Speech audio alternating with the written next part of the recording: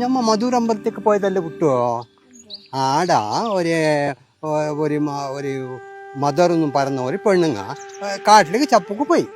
ചപ്പന് പോയിട്ടാകുമ്പോ എന്ത് കത്തിട്ട് കൊത്തുമ്പോക്ക് അത് കത്തി കല്ലിന് കൊണ്ടു. കല്ലിൽ ചോര വന്നു. ഇതിനെ കണ്ടിട്ട് പെണ്ണുങ്ങൾക്ക് പേടിയായി. അങ്ങനെ രാജരടുക്ക് പോയി. അങ്ങനെ പോയിട്ട് രാജരോട് പറഞ്ഞു. രാജൻ വന്നിട്ട് നോക്കിയിട്ട് അത് പറഞ്ഞു, അത് ദൈവത്തിന്റെ ശക്തിയുള്ളത്, ശിവന്റെ ശക്തി, അതിന് നമ്മ പൂജിക്കണമെന്ന് പറഞ്ഞു.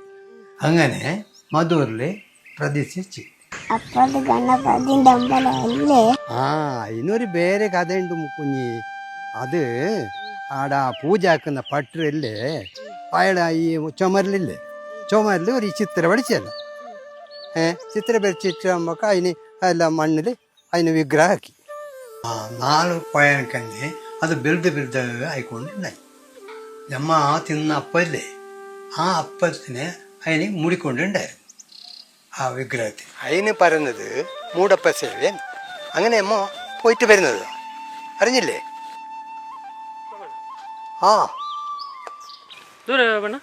ഞാൻ മധൂർ അമ്പലത്തേക്ക് പോയതല്ലേ.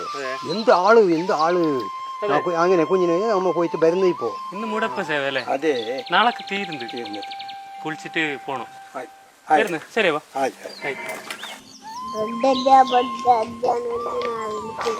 അത് ഞങ്ങള് ദേവന പ്രീതിയില് വിളിക്കുന്ന മോനെ. ದೊಡ್ಡಜ್ಜ ಮಧೂರು ಬೊಡ್ಡಜ್ಜ, ಅಪ್ಪ ಕಬ್ಬು ತಿನ್ನಜ್ಜ, ಮೂಡಪ್ಪ ಸೇವೆ ನಿನಗಜ್ಜ.